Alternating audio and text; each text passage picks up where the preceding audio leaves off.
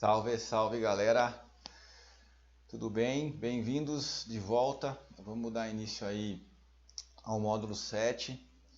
Então, nós vamos falar um pouco agora sobre a questão aí de primeiros socorros. E esse é um assunto extremamente relevante, não só para a questão de trabalho em altura, não só para a questão de segurança do trabalho, mas é um assunto que geralmente quando a gente toca nesse assunto nos treinamentos, o pessoal se interessa porque faz uma relação muito direta com o nosso dia a dia. É muito comum e até provável que você em algum momento da sua vida precise ter uma noção de primeiros socorros.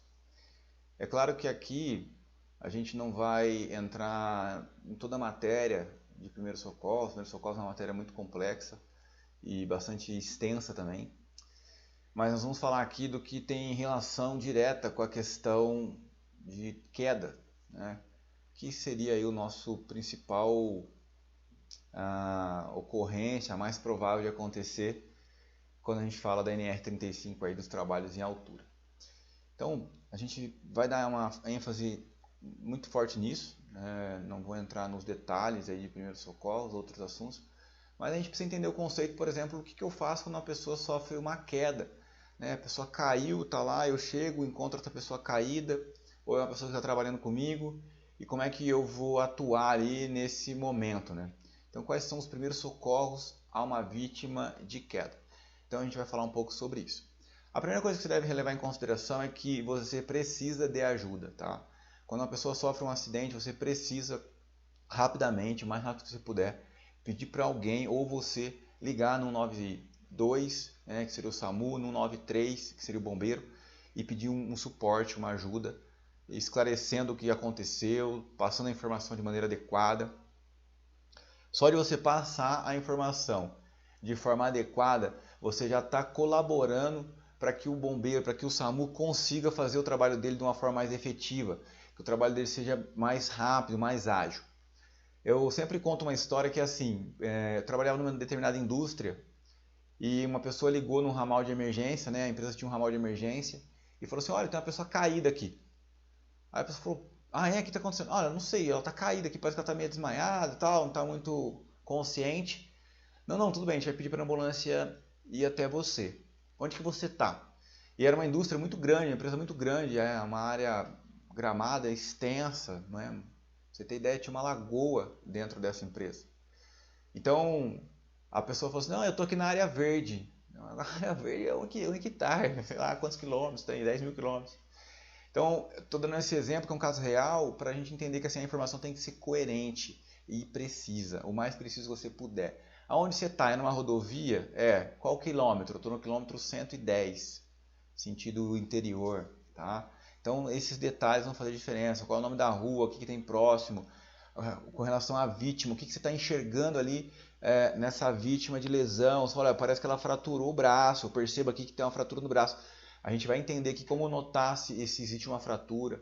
Olha, a pessoa está reclamando de dor, olha, a pessoa respira, a pessoa não respira. Essas informações são importantes. E você não tem que fazer nada sozinho, você precisa dar início pedindo ajuda para que você tenha alguém do outro lado podendo te orientar. Essa vai ser a grande diferença, é isso que vai te dar o suporte, vai te ajudar nesse sentido. Então é isso. Então a primeira coisa que você deve fazer é chamar atendimento de uma ambulância que transporte o paciente para o hospital mais próximo, né? Se for dentro de uma empresa, você pode ligar no ramal de emergência, você que é prestador de serviço, vai trabalhar numa empresa nova, diferente, um cliente chega lá, tem que conhecer o ramal de emergência, você que é colaborador de uma grande empresa, você precisa saber o ramal de emergência da sua empresa, tá? Se estiver inconsciente, deve verificar se ela está respirando, né? Então aqui a gente já começa a dar umas outras orientações que você vai receber se você tiver feito a ligação para o SAMU, para a emergência, para o ramal de emergência, tá? Pessoa respira, já, dá para ficar um pouco mais aliviado ali, porque sabemos que está tudo, entre aspas, né? Tá viva, tá respirando, tá viva. Então, já seria algo importante para se orientar. Mas inicie, para a gente fechar aqui esse slide, inicie pedindo ajuda, tá bom? Se você está em duas pessoas, você vai fazer o atendimento, tentar entender o que aconteceu ali no cenário e pede para alguém pedir ajuda. Tá? Então é isso. Para a gente dar o início aqui. Então aqui a gente vai falar sobre outros cenários. Então, se a vítima não conseguir se levantar, né? Imagina, você chegou lá, se deparou com a vítima, vamos começar a dar exemplo. E você percebe que a vítima caiu, está desacordada, mas ela respira. Né? Como é que eu observo se uma vítima respira? Eu simplesmente olhar ali a região torácica dela, abdômen, se tem movimento. É isso que o procedimento de APH fala. Tá? Então, primeiros socorros é algo que a gente não pode falar da nossa cabeça. A gente tem que seguir um protocolo. Existe um protocolo médico, nível nacional, inclusive para a questão de coração internacional, que é a American Health Association, que trata esses detalhes. Nós não vamos entrar muito na questão aqui de parada cardíaca, por exemplo, porque não é algo tão provável para trabalho em altura, a não ser que ele esteja associado com as questões elétricas. Né? Então, uma pessoa que trabalha na rua, lá, batendo escada no poste, ela pode sim tomar um choque. Então, pode estar associado ali o choque com a queda com o choque, etc. e tal. Tá? Mas o ponto que eu queria colocar aqui é que você que não tem tanta experiência, você que não é um socorrista, você vai verificar se a pessoa respira por esse caminho. Verificando o abdômen é uma boa alternativa. Ah, eu posso checar pulso? Posso checar pulso? Pode, se você tem esse conhecimento. Senão você vai ficar ali tempos, ali, horas ali, minutos, né? Horas, excesso, exagerei aqui, minutos fazendo essa checagem e pode inclusive se confundir, achando que uma vítima que não está com o coração batendo está, porque você sente a pulsação do seu próprio corpo aqui nos seus dedos. Isso acontece, tá bom? Então, vamos devagar, né? Vamos sempre iniciar pedindo ajuda. Então, se a vítima não conseguir se levantar após a queda, evite movê-la, né? Isso é muito importante. Manter a vítima no local da queda, orientar para que ela não se levante, orientar para que ela fique ali tranquila esperando ajuda. Você tem que tomar muito cuidado para você não piorar a situação da vítima. Piorar como? Você chega lá, você percebe, né, olhando que a vítima está caída, você olha para a perna dela e vê que ela quebrou a perna. Você vê que está fora do lugar ali. Você não vai chegar para a vítima e falar assim, nossa, você quebrou a perna, meu Deus, tal. Não. Você vai de uma maneira, não, ó, tô olhando aqui, tá tudo bem, a gente já ligou para o SAMU, por uma questão mais de prevenção, né? Não levanta, fica deitada, tal, você já vai ser atendida. Aí você está realmente colaborando para a melhora dessa vítima. E em caso de evidente fratura, imobilizar emergencialmente o membro fraturado na posição em que esteja, usando tábuas, tecidos, por exemplo. Em casos de sangramento, fazer compressão. Né? Então, vamos por etapa aqui. Você realmente identificou que tem uma fratura, você pode, se você tem o conhecimento e você tem os seus EPIs, lembre que você não pode se tornar a próxima vítima. Então, se você não tem luva, se você não tem uma máscara, se você não tem um óculos, para evitar que eventualmente o sangue da vítima venha sobre você, você não deve fazer nada, a não ser pedir ajuda, ok? Você não pode ser a próxima vítima. Aqui fala dar exemplos de improviso. Quando a gente fala da indústria, não temos que improvisar nada, porque na indústria já tem o kit de primeiro socorro, tem a tala, tem a maca, tem tudo, tem a brigada lá preparada para ajudar nesses cenários. Então a gente tem que ter essa visão, tem que saber reconhecer os cenários e saber usar a estrutura que existe. Quem trabalha em empresas multinacionais, empresas nacionais grandes, com certeza existem pessoas treinadas para isso. Tá? Agora, se você trabalha na rua, é um caso diferente. Então inicie ligando para o SAMU. Eu tenho falado isso várias vezes porque é isso que vai te dar uma certa tranquilidade, é isso que vai te ajudar a compreender o que fazer. Porque vai ter alguém do outro lado ali que é um profissional passando essa informação para você. Tá bom? E se for um caso de sangramento, a gente faz o quê? Estancar esse sangue. Então você vai fazer compressas, vai comprimir ali o local do sangramento. Se você não tiver os EPIs, você vai pedir para a própria vítima fazer isso. Então a vítima vai ela mesma pegar um pano limpo, né, e vai pressionar sobre o local ali para tentar ali diminuir o sangramento. Isso tem que ser essa pressão deve ser feita pelo menos por 10 minutos, tá bom? Vou pegar um outro caso aqui que é muito comum, o pessoal trabalha no sol, sangramento no nariz, né? Então também precisamos estar preparados para isso. Às vezes o pessoal dá orientações do tipo, tampa o nariz, põe a cabeça para trás. Então tem que tomar cuidado porque muitas dessas coisas são invenções, né? São mitos que o pessoal, crendices, né? Que aprendeu lá e não sei quem, não sabe o que, e que muitas vezes não vai colaborar aí para ajudar a vítima, tá bom? Então a gente tem que seguir o conhecimento que realmente nós temos, por menor que seja, por mais básico que ele seja, ele é o suficiente para você ajudar alguém. Você sempre vai poder ajudar alguém, tá bom? Então vamos dar sequência aqui. Fratura, né? Então é o rompimento total ou parcial de qualquer osso existente. Fratura ou rompimento total ou parcial de qualquer osso. Então existe dois tipos de fratura, né? As fraturas expostas e as fraturas não expostas, né? As fraturas fechadas, né? Que seria o que? Não tem a exposição do osso, ok? E o que seria uma fratura exposta? O osso está exposto ou esteve exposto em algum momento, rompeu, né? A pele, né? Então, derme e epiderme. Então a gente tem que observar esse ponto também. Aqui tem algumas imagens, né? De um osso, né, já fraturado. E a próxima slide é uma foto um pouco qual que é o termo? Pesada, né? Tem um pouquinho de sangue ali. Então, se você tiver algum problema com isso, talvez só me ouça. Também não é nada tão tenso assim. Mas a gente percebe aqui uma fratura, né, no tornozelo, tá? Então aqui, o que a gente está querendo mostrar? Como identificar essa fratura. Então, como é que eu vou perceber se realmente rompeu ou não, se tem uma fratura ou não, né? Você vai comparar o membro supostamente fraturado com o correspondente, né? Não comprometido. Então, você pegar a perna que você acha que possa estar quebrada e comparar com a perna que você sabe que está tudo bem ali, que a vítima não está reclamando de dor, por exemplo. Você vai procurar por o quê? Você vai procurar por deformação, você vai procurar por inchaço, espasmo musculares, feridas, palidez, dor ao manipular, né? Se a pessoa reclamar de dor, então ali você já vai dar uma atenção, pode ser que tenha uma fratura ali, ok? A crepitação óssea, o que seria isso, né? Então são estados ali onde tem o fragmento do osso, por exemplo. Então tá pegando osso com osso, dá até alguns estralos às vezes. Enchimento capilar lento, diminuição da sensibilidade, redução da temperatura. Então tudo isso são sinais que realmente possa ter uma fratura ali. Então você vai observar sempre essas questões. Aqui tem uma outra imagem, um pouquinho feia aí, mostrando uma fratura fechada e uma fratura exposta. Deixa eu pegar o pointer aqui. Uma fratura exposta, ok? E uma fratura não exposta. Então, o que é uma fratura fechada, né? O que eu devo fazer? Imobilize com tala ou material rígido, não movimente a parte fraturada, não dê nada para a pessoa beber ou comer, né? Encaminhar para atendimento hospitalar. Essa questão de não dar nada para beber ou comer, ela é geral, tá? Em todos os casos de qualquer doença ou qualquer cenário de primeiros socorros, você vai evitar de dar algo para a pessoa comer ou beber, tá bom?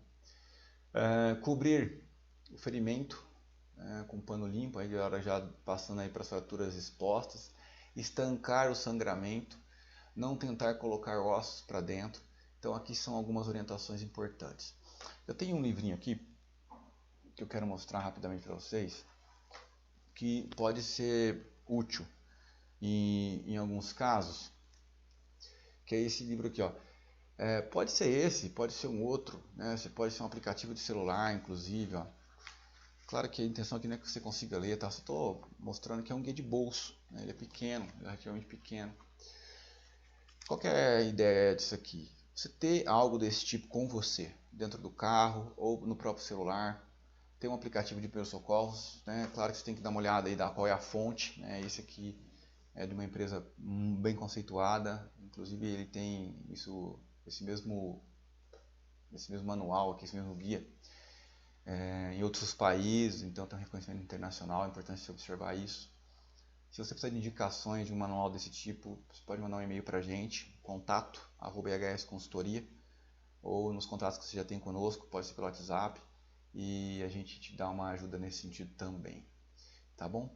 Então seria isso. E aqui falando um pouco sobre o transporte, então o transporte do acidentado deve ser feito por uma equipe especializada, né, do resgate, SAMU, bombeiro. O transporte realizado de forma imprópria poderá agravar as lesões, provocando sequelas irreversíveis ao acidentado. A vítima somente deverá ser transportada com técnicas e meios próprios, nos casos onde é possível contar com equipe especializada em resgate. Então, no nosso caso, né, geralmente a gente vai poder contar com essa equipe.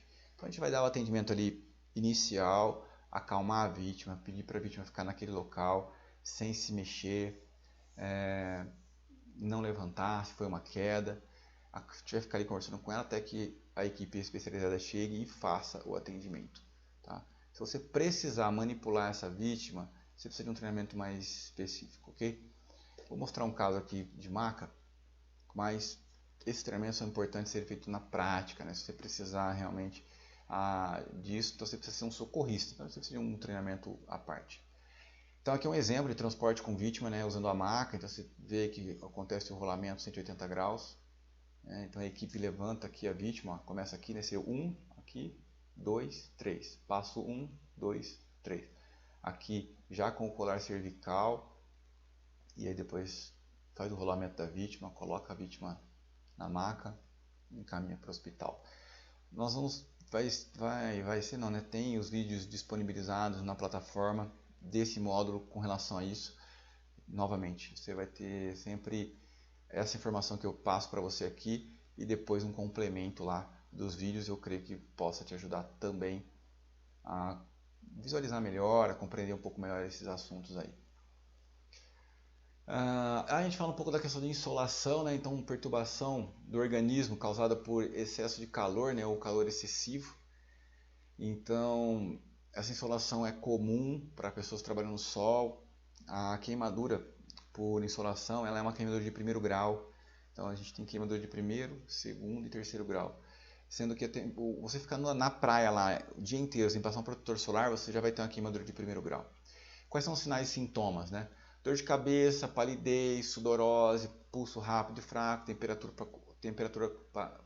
temperatura corporal ligeiramente febril, cãibra, né? E outras aí, até chegando possivelmente numa inconsciência, por exemplo. O que eu vou fazer? Primeiro socorro, remova a vítima para um lugar fresco e arejado, afrouxe os vestimentos da vítima, mantenha o acidentado deitado com a cabeça mais para a cabeça mais para baixo, né, do que o resto do corpo.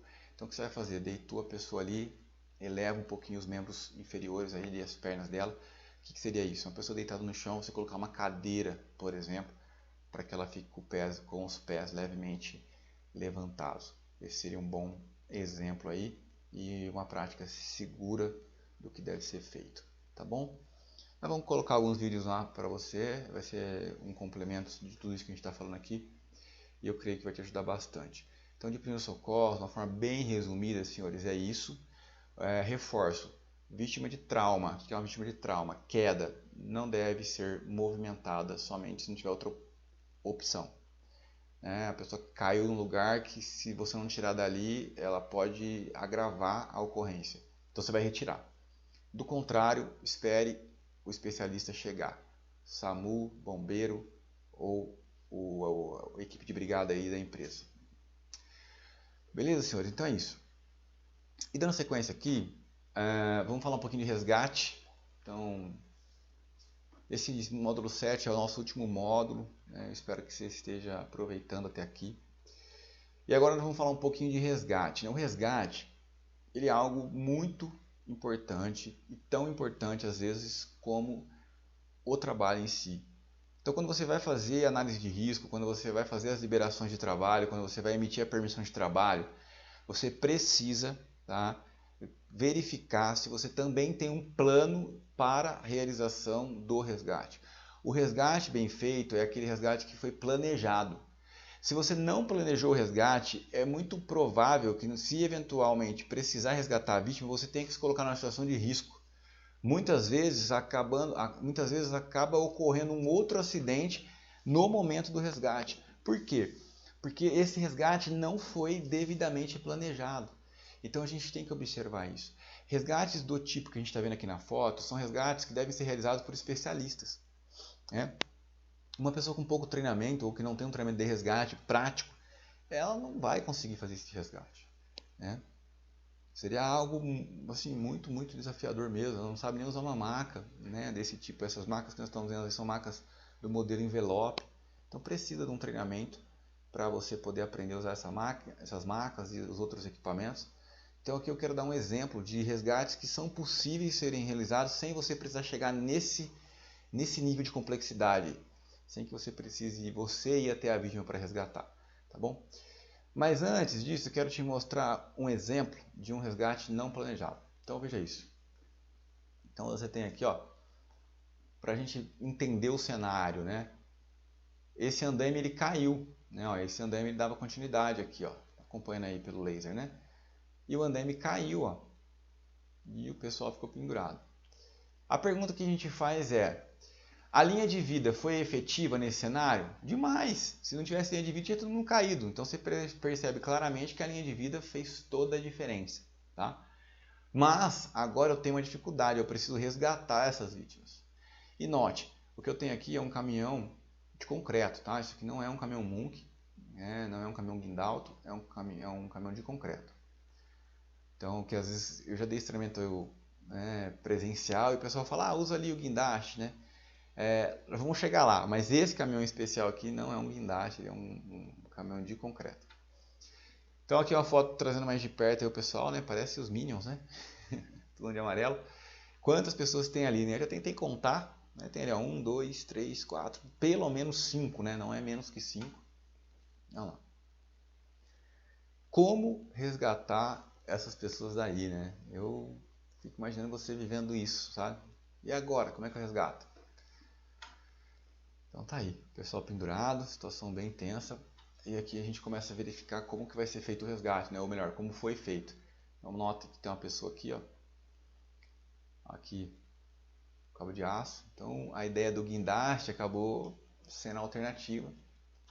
Mas olha só como o socorrista, né? Suposto socorrista teve que se sujeitar a uma situação de risco grave aqui, ó.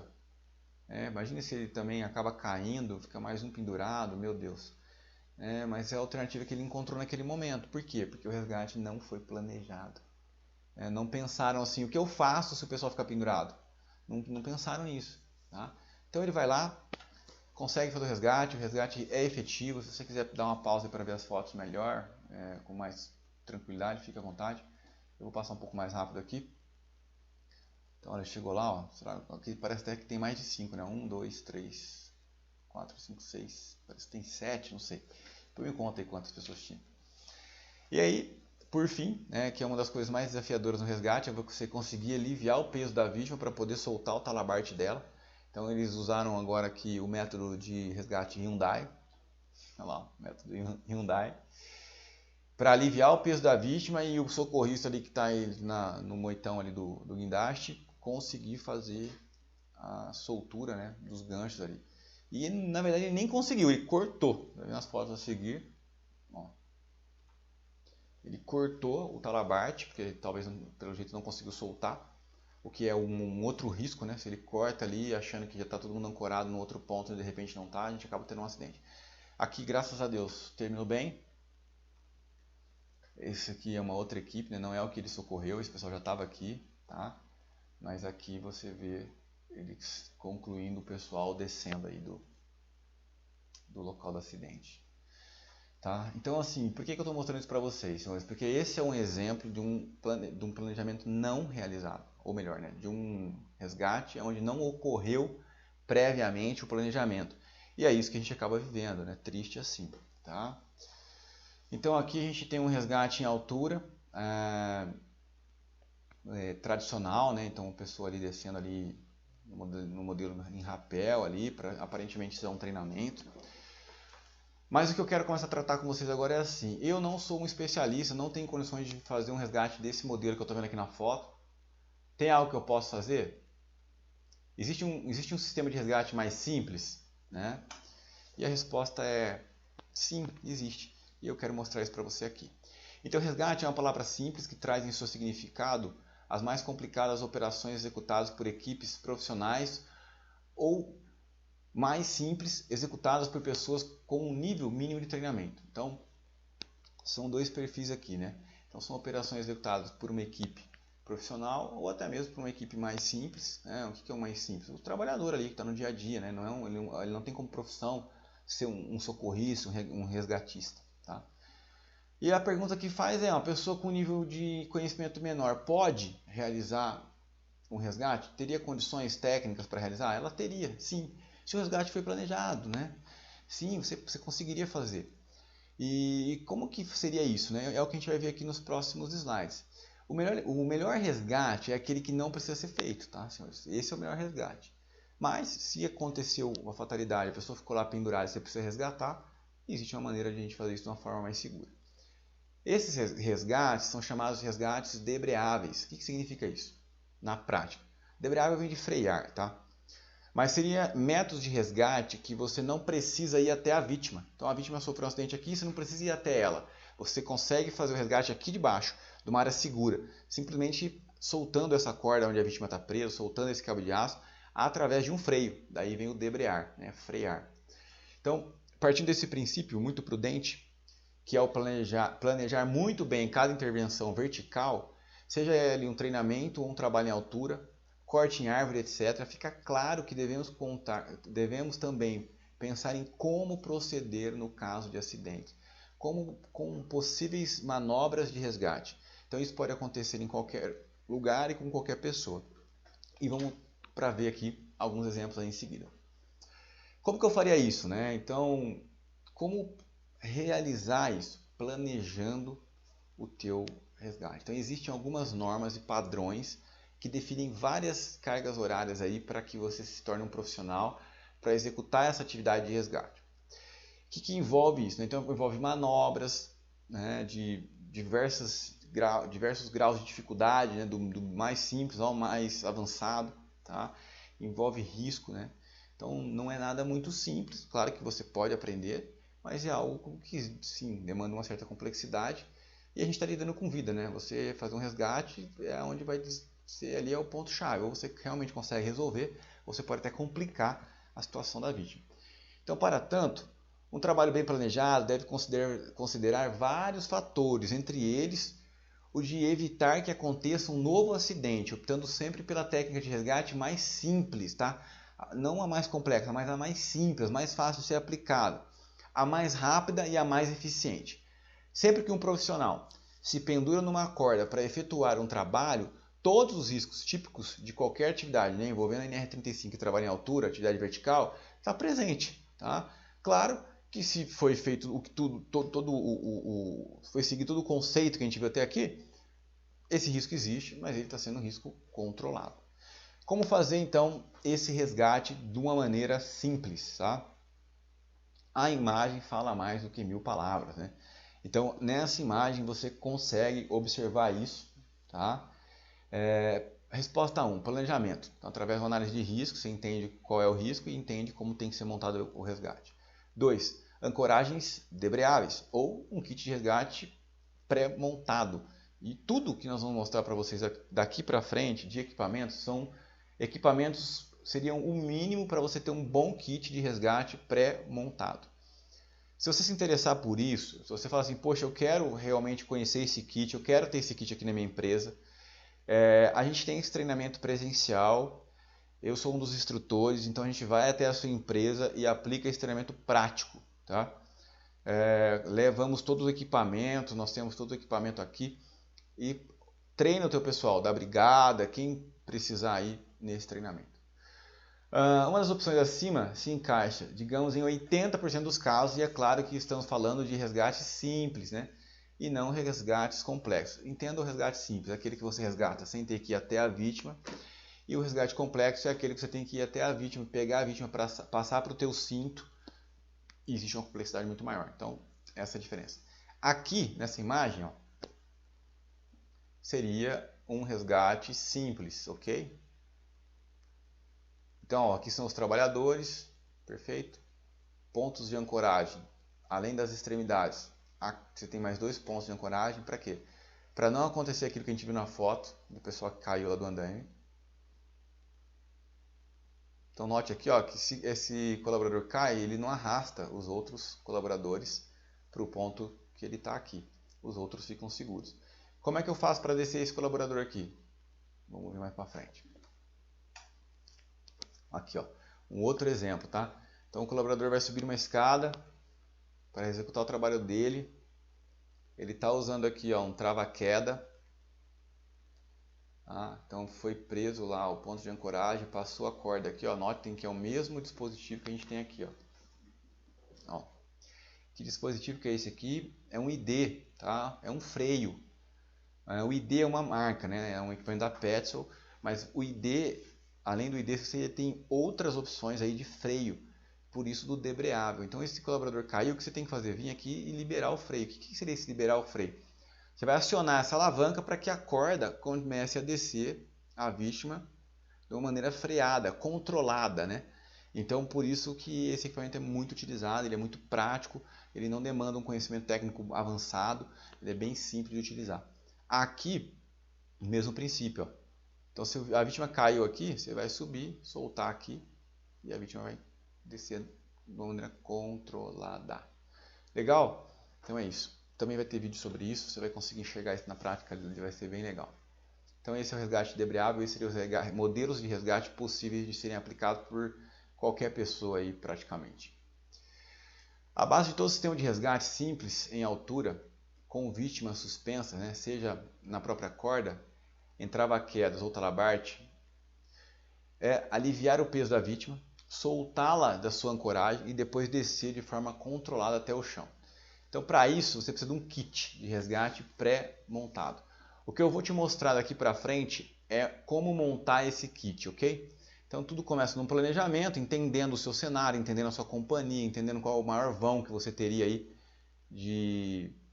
onde teria pessoas trabalhando, né? Então, o que eu estou falando desse vão? É como se fosse o pé direito, né? Qual é o ponto mais crítico que você tem aí para trabalhar em altura, né? De repente, sei lá, acho que é a caixa d'água da empresa, por exemplo. A empresa tem caixa d'água externa. Não é não, é lá na produção, no piso, sei lá. Então, são vários exemplos aí. Então, quando a gente fala aí o vão, a gente está falando disso, né? Da piso até o local que a pessoa vai ancorar. Aqui a gente começa a montar o kit, tá? Então, para a gente montar esse kit, a gente vai precisar de um freio. Todos esses equipamentos que você está vendo aqui são freios. Você pode escolher um deles, tá? Então você tem o ID, você tem... Agora me fugiu o nome desse carinha aqui, que é uma outra marca, tá? Mas todos eles são freio. Aqui você tem o D4, enfim. Todos são freios que auxiliam na descida da vítima, tá bom? Então o que seria isso? Trata-se de um kit acondicionado em uma pequena bolsa de fácil transporte e manuseio, que deverá ser facilmente acessada e operado por alguém treinado, quando ocorrer queda com vítima suspensa. Particularmente, chamo essa técnica de sistema de resgate passivo, já que depende da instalação do kit na vítima. Esse kit pode ser montado com a combinação de vários equipamentos, desde que obedeçam a seguinte lista. Então nós já vamos mostrar para você aqui a lista. Ele chama de passivo porque não é a própria vítima que está se resgatando, não é um auto-resgate, depende de uma outra pessoa. Então o autor aqui deixa claro isso e é isso que a gente vai verificar aqui. Então você precisa de um freio, anota aí. Você precisa de polias, tá? Pelo menos 2 polias duplas. Então esse aqui é um modelo de polia. Ela é dupla, então ali você tem 2 pontos aqui, onde a corda corre aqui dentro. Você precisa de 2 dessas, então preferencialmente de base achatada para facilitar o uso com um cordelete que funcionará como captura de progresso, né? Então o que é uma captura de progresso? Então você vai puxando a vítima quando você precisa descansar, você solta da corda, a corda trava e a vítima não desce sozinha. Isso é uma captura de progresso. Então existem sistemas para isso. E também há como fazer isso com o cordelete. Senhores, estou entrando num assunto aqui um pouco mais avançado. Talvez você fale, nossa, não estou entendendo muito bem. Mas para quem conhece esses equipamentos, eu acredito que seja mais simples. Diferente disso, o que eu te recomendo? Faça um treinamento prático conosco. E a gente vai te ajudar nesse sentido aí, te explicar detalhadamente com os equipamentos como fazer isso. Para as turmas semipresenciais, isso já já faz parte do roteiro, né, do conteúdo programático e da estrutura do curso. Bloqueios para captura de progresso, então são alguns exemplos aqui. Então o cordelete, que é esse carinha aqui, ó, o que é um cordelete? Né? Uma corda mais fina. Ou você pode usar os blocantes, né? São equipamentos desse tipo aqui, tá bom?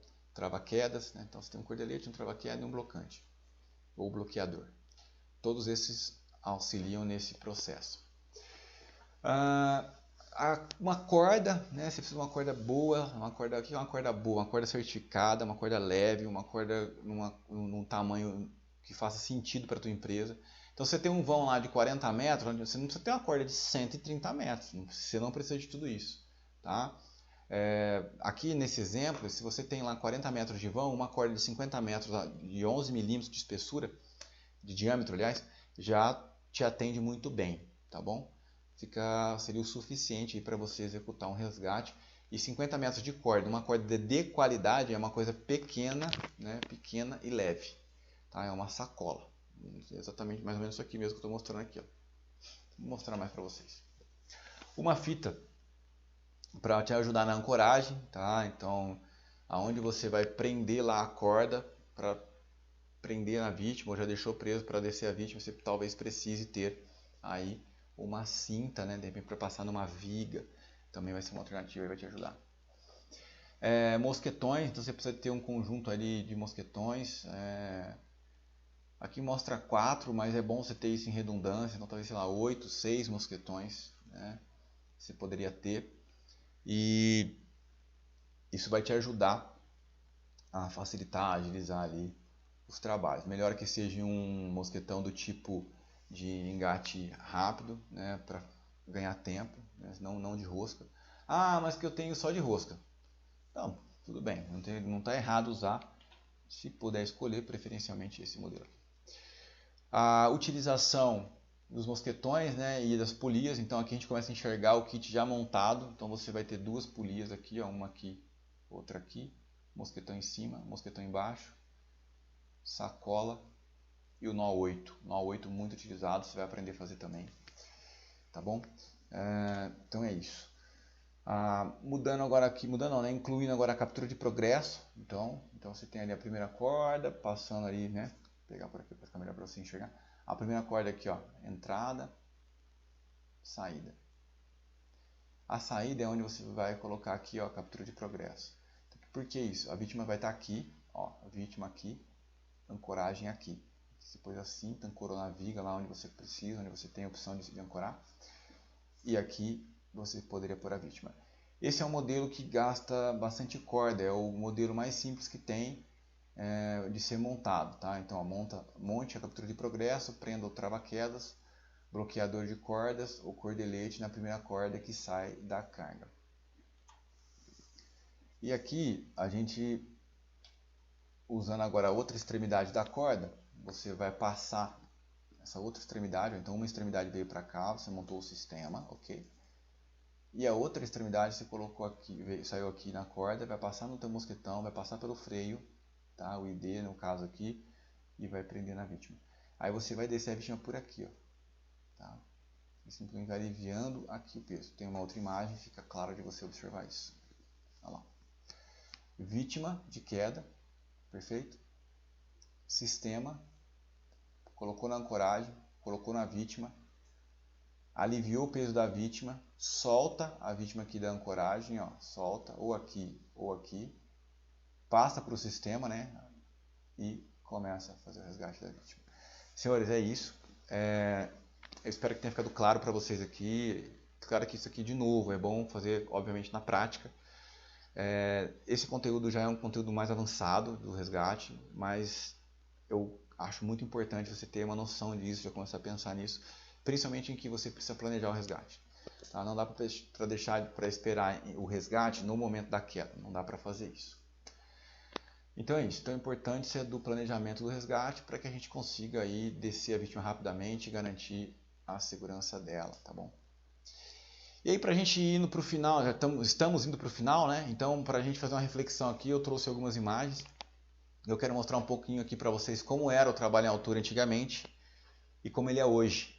Então, a primeira imagem aqui é de um trabalho lá, 1900 e bolinha, ok? Essa é uma imagem aí que rodou o mundo, né? Você já deve ter visto essa foto. Os trabalhadores aí fazendo olhando um projeto ali, parece, né? por nível de curiosidade, essa é uma foto, essas pessoas que estão aí, essa foto é real, tá? Algumas pessoas acham que é montagem, não é uma montagem, você pode procurar na internet. É uma foto real, mas essas pessoas não são trabalhadores, essas pessoas aqui são artistas, né? Atores. E eles sentaram ali para bater a foto. Mas esse era a condição de trabalho na época, né? Isso aqui não faz nem tanto tempo assim, né? Você vê que já tem os prédios aqui. Vou chutar uma data aqui para não falar besteira. Mas eu pergunto, isso foi antigamente. E como é hoje? Né? Então, olha só. Isso aqui é antigamente, essa foto? São fotos atuais. Né? Então, a gente ainda vê esse tipo de coisa acontecendo. Ó, a gente ainda vê esse tipo de coisa acontecendo. Fiscal chegando lá, ó. Olha a condição do andaime, o pessoal trabalhando na chuva, sem cinto, andaime montado. Nem dá para considerar que está montado, né? Isso aí tá uma gambiarra tremenda. Tá? Então não é isso que a gente precisa. Pelo amor de Deus, né? Olha isso. Improviso do improviso. Tá bom? Então, senhores, aqui essa é a mensagem que eu quero deixar para vocês. Procure fazer o seu trabalho da maneira segura, da maneira que realmente você possa retornar para sua casa bem, saudável. Lembrando que não precisa acontecer mais de um acidente na sua vida para que você tenha uma sequela permanente ou até algo mais grave do que isso. Então, leva isso para a sua vida, começa a praticar isso. Talvez você não saia, se você não está tão acostumado com um trabalho desse tipo, talvez você não saia do trabalho que você executa hoje para um trabalho já, ou trabalho seguro, né? Mas é um processo, tudo na nossa vida é um processo, então você precisa melhorar cada dia, você precisa dar um passo de cada vez, é isso que é o nosso desafio, é isso que você precisa entender, tá bom?